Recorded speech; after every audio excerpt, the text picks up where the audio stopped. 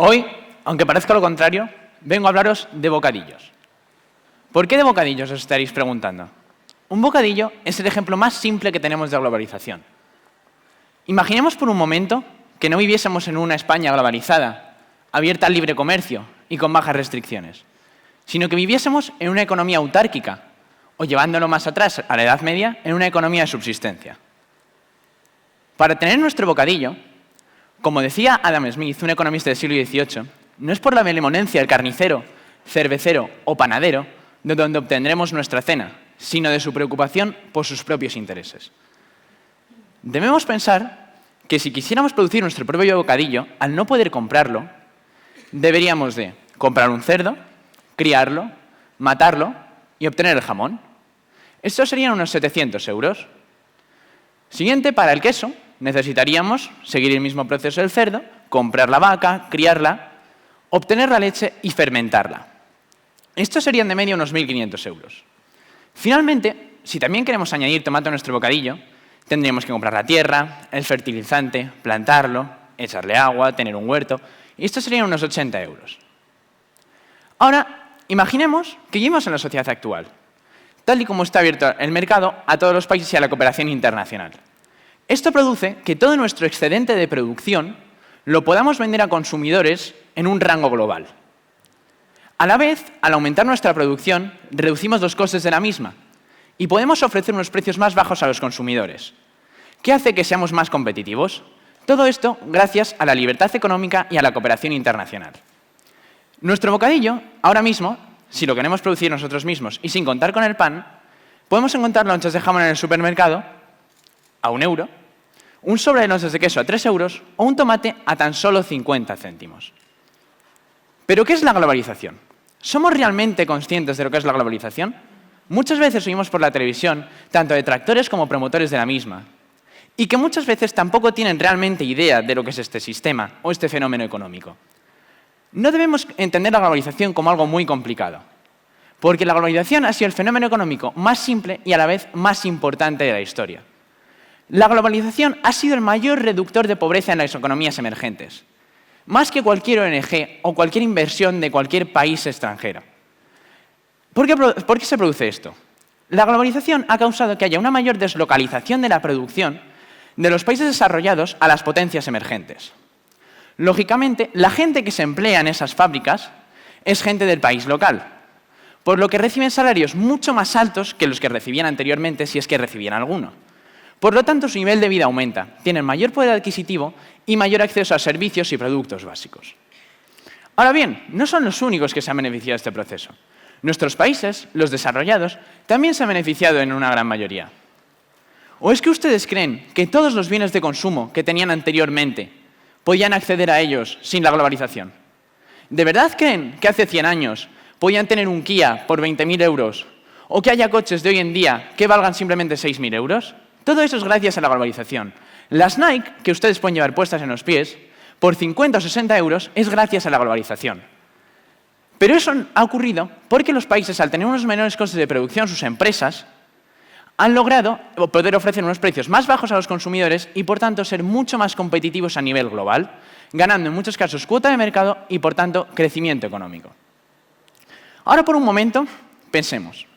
Un país innovador en tecnología, abierto al libre comercio, con bajas restricciones al tráfico de capital y de personas, Estados Unidos.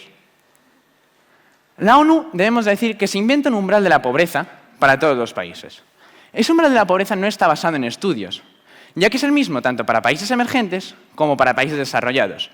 Y este umbral de la pobreza no varía con el IPC, que es el índice de precios al consumidor, ni con la inflación de dicho país. Por lo que en épocas de crisis, por ejemplo, al bajar los precios y producirse deflación, igualmente causa que la pobreza se vea en una burbuja, es decir, que aumente cuando el poder adquisitivo sigue dando acceso a servicios básicos.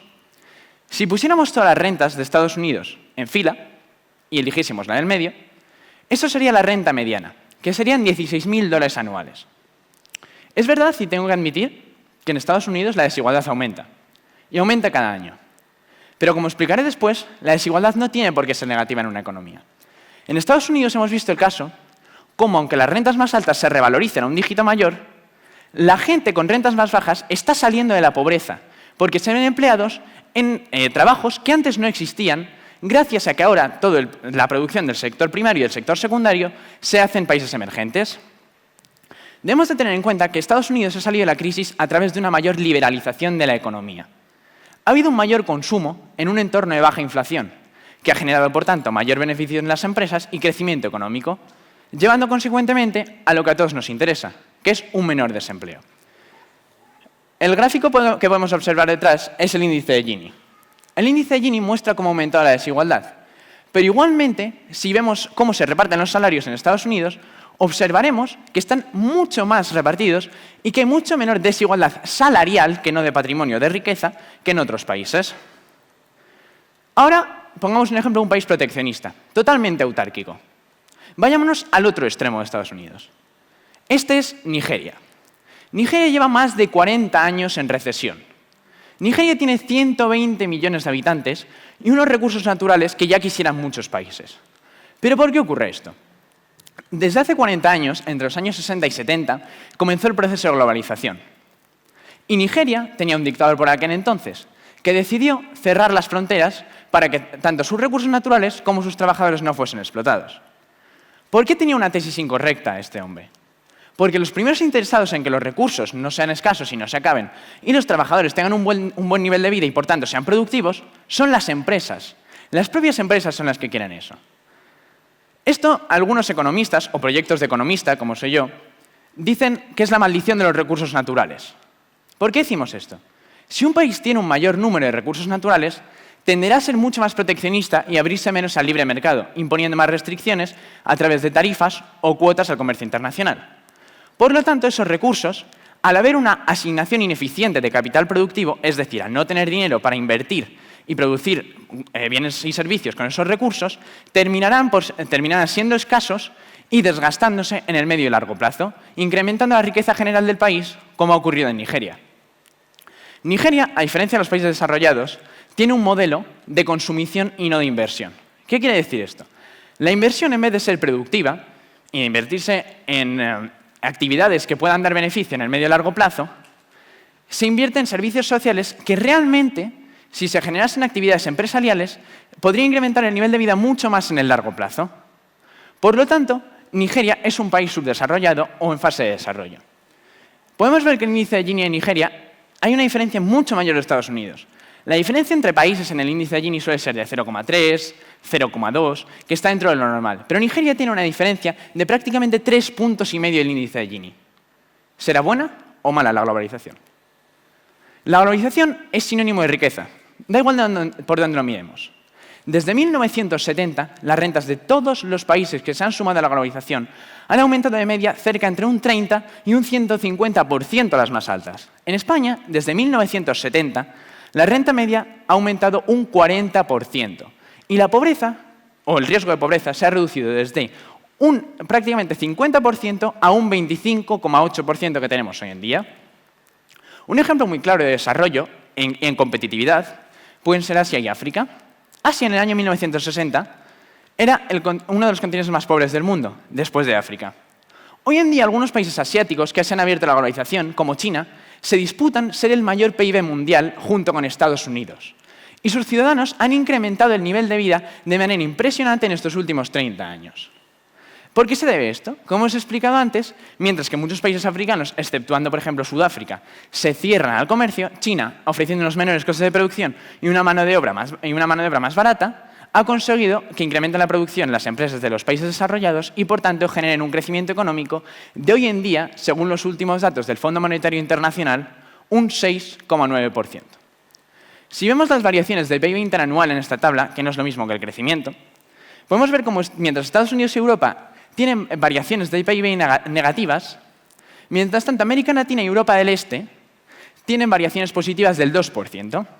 Pero ya si nos vamos a Asia, debido a una mayor apertura al comercio, tienen variaciones en positivo de prácticamente el 6%, algo nunca visto antes en la historia, ni de la economía, ni de la historia, ni de la política. Si contamos con que el umbral de la pobreza es $1,50 al día, como establece la ONU, sabremos que en el año 2000 desde el año 1970, la pobreza se había reducido 1/3 a nivel global, en más de 1.000 millones de personas. También tenemos que tener en cuenta, como podemos ver en este gráfico, que los países con percentil de renta más altos, como puede ser España, que se encuentra en el 35% más alto, han reducido la pobreza de manera abrupta desde el año 1970 hasta el año 2000. ¿Pero a qué se debe realmente esto?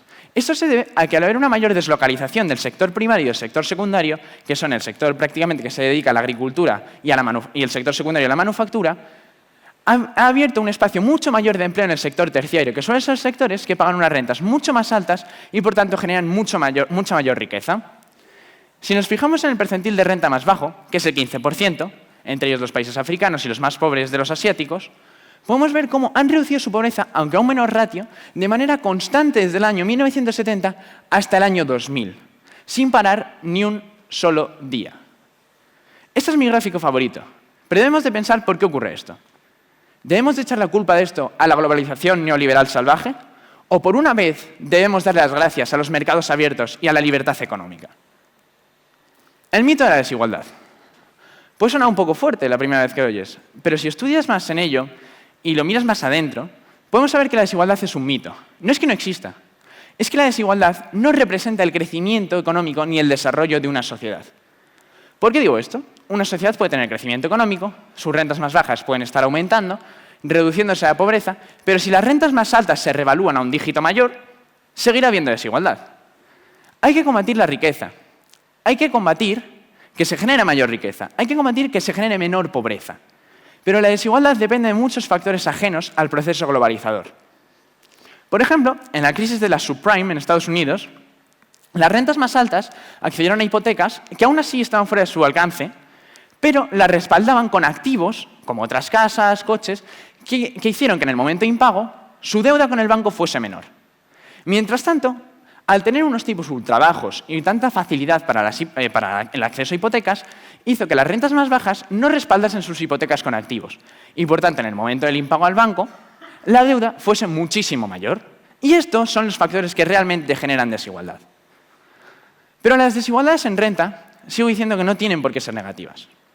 En un país donde hay desigualdad en renta, no digo que sea una desigualdad brutal, las empresas diversificarán su producción en una gama de productos, servicios y bienes de consumo mucho mayor.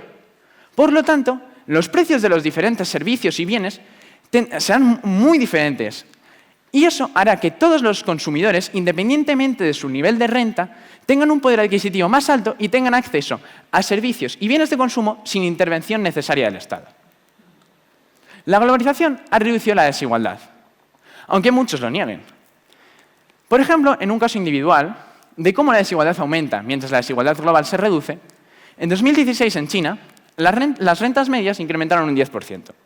Se redujo la pobreza, incrementó la capacidad adquisitiva, por lo tanto la demanda agregada del país, y generó mayor crecimiento económico.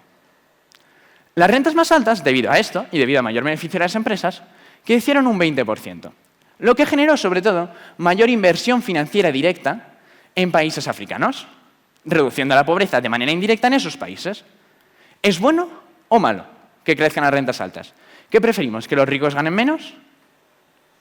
El índice de Gini muestra cómo desde el año 1960 hasta el año 1980 incrementó la desigualdad. Pero no a causa de la globalización a nivel mundial, sino a causa de los gobiernos y los estados que impusieron mayores tarifas, cuotas y restricciones al comercio que inflaron los precios de esos bienes y servicios, haciendo que la demanda por ellos fuese mayor.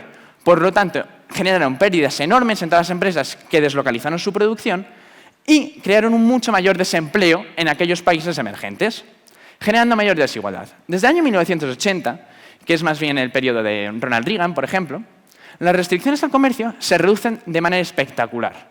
Se empieza a cooperar internacionalmente entre todos los países. Hace que haya una gama de productos mucho más amplia en todas las economías del mundo y, sobre todo, a un precio mucho menor.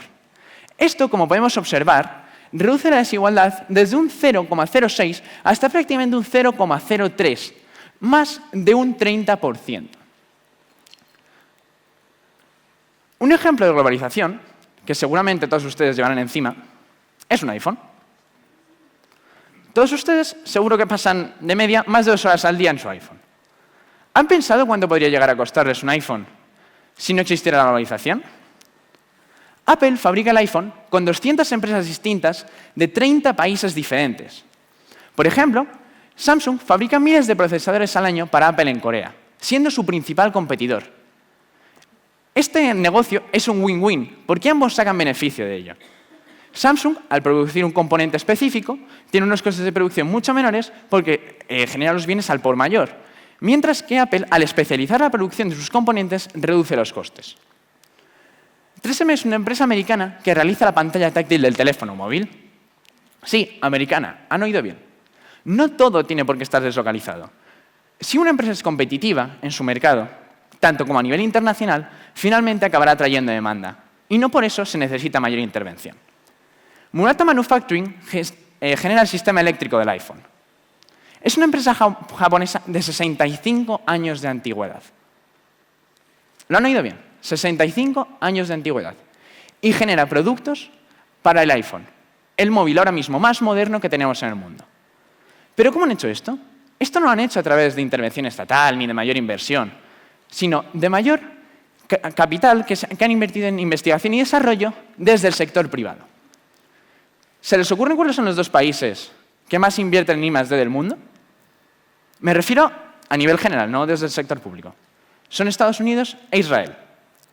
Estados Unidos, un 70% de su inversión en I+D proviene de capital privado. Y en Israel, líderes en inteligencia artificial, más de un 90% de ese capital proviene del sector privado. Los dos países líderes. ¿Por qué será? Porque la inversión, cuando proviene del sector privado, es productiva. Largan Precision es la empresa taiwanesa que genera las cámaras, o que produce las cámaras y las lentes del iPhone. Apple, con la mayor deslocalización de su producción, hace que todos los componentes sean de mayor calidad al especializarse. A la vez, reduce los costes de los mismos y puede ofrecer un precio más bajo a sus consumidores, siendo más competitivo a nivel internacional y ganando mayor cuota de mercado respecto a sus competidores.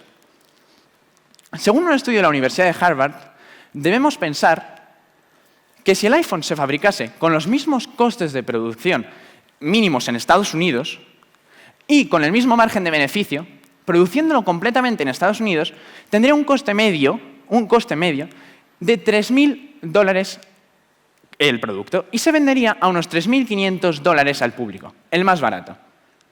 Seguro que esta sala solo tendrían iPhone 2 o 3. Ahora estamos todos a favor de la globalización, ¿verdad?